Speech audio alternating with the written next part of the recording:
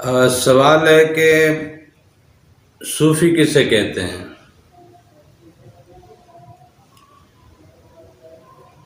جی، صوفی کے حوالے سے مختلف روایات ملتی ہیں اور مختلف اصطلاحیں بیان کی جاتی ہیں۔ نارملی تو صوفی اسے کہتے ہیں کہ جو بس اللہ والا ہے، اللہ کے ذکر میں گم ہے۔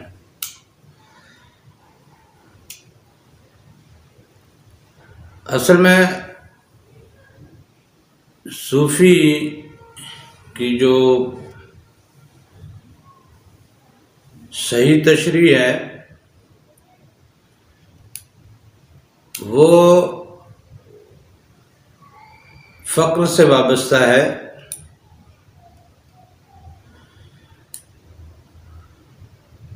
یہ اصحاب صفہ سے یہ لفظ منسوب ہے، اور اصحاب صفہ جو ہیں وہ طالب علم تھے، حضور نبی کریم صلی اللہ علیہ وسلم کی صحبت میں رہا کرتے تھے۔ وہ ایک جگہ تھی جہاں پہ وہ قیام کرتے تھے اور اللہ تعالیٰ کے ذکر میں لگے رہتے تھے۔ اس چبوترے کا نام تھا صفہ۔ تو وہاں رہنے والے اصحاب کو اصحاب صفہ کہا جاتا ہے۔ یہ انتہائی مفلس لوگ تھے، اور دوسرا یہ ہے کہ دنیاوی طور پہ یہ مفلس تو تھے ہی، لیکن دلوں میں جو ہے، دلوں میں بھی ان کے افلاس بسا ہوا تھا۔ انہوں نے کبھی دنیا کی طلب ہی نہیں کی، کبھی دنیا کی خواہش ہی نہیں کی، اور صرف اور صرف اللہ کے ذکر میں لگے رہے۔ تو اولیاء کرام اور صوفیاء اعظام نے اس کی تشریح کچھ یوں کی ہے، اس کا معنی اور مطلب کچھ یوں بتایا ہے کہ وہ جو خود کو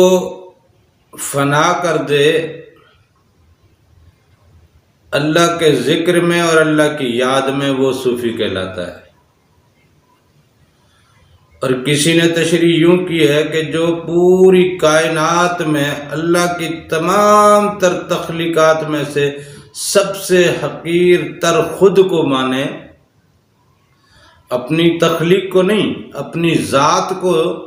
اللہ تعالیٰ کی تمام مخلوقات میں سے سب سے کمتر اور حقیر تسلیم کرے، تصور کرے، اور اپنے آپ کو، اپنی ذات کو سب سے کمتر مانے، وہ صوفی ہے۔ اب اس حوالے سے ہمارے ہاں اکثر دیکھا جاتا ہے کہ صوفیاء کرام کی بڑی ایک تعداد موجود ہے ہمارے معاشرے میں۔ ہم جنہیں صوفی کہہ کے بلاتے ہیں، لیکن ان کی ذاتی زندگی میں اگر ہم جھانک کے دیکھیں، ہم نہ جھانکیں، ہماری ویسے کوئی اوقات نہیں ہے اور ہمیں اجازت بھی نہیں ہے کہ ہم کسی کی ذاتی زندگی میں جھانکیں۔ اور جنہیں لوگ صوفی کہتے ہیں یا جو اپنے آپ کو صوفی کہلواتے ہیں، ان کے لیے لمحہ فکریہ یہ ہے کہ وہ ذرا اپنی ذات میں جھانک کے دیکھیں کہ کیا انہوں نے اپنے آپ کو فنا کر دیا؟ کیا انہوں نے اپنی ذات کو، اپنے آپ کو فنا کر دیا؟ کیا اللہ کی ذکر اور اللہ کی یاد کے علاوہ کچھ اور ان کے دلوں میں نہیں بستا؟ اگر ان کے دلوں میں ذرا سا بھی، رائی برابر بھی اللہ غیر اللہ بس گیا ہے یا بسا ہوا ہے، یا ان کے کسی لمحے غیر اللہ آ جاتا ہے، کسی لمحے اللہ آ جاتا ہے، تو بھی صوفیاء کرام کی اصطلاح میں اسے صوفی نہیں کہا جاتا۔ صوفی وہ ہے جو دائمی طور پہ ہمیشہ ہر وقت ہر حال میں اپنے آپ کو کمتر اور حقیر جانے اور اپنے آپ کو اللہ کی یاد میں اور اللہ کے ذکر میں مصروف رکھے۔ اگر وہ محفل میں بھی ہے تو لوگوں کی موجودگی میں، لوگوں کے ہوتے ہوئے، بھلے اس کے گرد لوگوں کا مجمع رہے، لیکن وہ اس مجمع سے اپنے آپ کو بالکل ہی الگ اور خالی تصور کرے۔ لوگوں کی حاضری اور لوگوں کی موجودگی کو وہ کسی خاطر میں نہ رکھے، اس کے دل پہ لوگوں کی موجودگی کا اثر نہ ہو، اس کی سوچوں پہ لوگوں کی موجودگی کا اثر نہ ہو، ان کی محفل اور ان کی گفتگو میں اس کی موجودگی کا کوئی اثر نہ ہو، وہ بالکل خاموش اگر ہے اور لوگوں کی محفل ہے، لوگوں کا جھمگٹا ہے، تو وہ اس حال میں بھی حالت صوف میں قائم ہے۔ اگر لوگ اس سے گفتگو کرتے بھی ہیں، اگر کوئی بات کرتے بھی ہیں، خدا کے خدائی میں سے، حضور نبی کریم صلی اللہ علیہ وسلم کی ذات میں سے یا دنیاوی معاملات میں سے اگر کوئی سوال اس کے سامنے آتا بھی ہے تو اس کا مرکز اور اس کا محور، اس کی گفتگو کا لب لباب اللہ کی ذات اور اس کے حبیب کی ذات تک محدود رہے۔ تمام تر معاملات کا سلجھاؤ حضور نبی کریم صلی اللہ علیہ وسلم کی حیات میں موجود ہے، اور اسی طرح زندگی کے تمام تر رنگ اور ڈھنگ کے اسلوب اللہ تعالیٰ نے ہمیں سمجھائے اور سکھائے ہیں۔ تو اس لیے اگر کوئی دنیاوی بات بھی اس کے سامنے ہوتی ہے، اگر اس سے کوئی سوال ہوتا ہے تو وہ اپنی بات کا مرکز اللہ کی ذات کو اور اللہ کے حبیب کی ذات کو رکھتا ہو۔ اور اگر وہ تنہائی میں ہے، اگر کوئی صوفی تنہائی میں ہے تو اس کی تنہائی نہ ہو، بلکہ اس کی تنہائی میں ایک محفل بپا ہو، ایک محفل سجی ہوئی ہو، حضور نبی کریم صلی اللہ علیہ وسلم کے انوار کی محفل ہو، اصحاب رسول کے انوار کی محفل ہو، صوفیاء کرام کے انوار کی محفل ہو، اللہ اور ذات اللہ کے اسم اللہ اور اسم صفات، تمام صفاتی اسماء اور اسم ذات کے جلووں کا نور اس کی ذات میں جلوہ گر ہو، محفل اس کی موجود ہو، تو ایسی صورت میں اس کو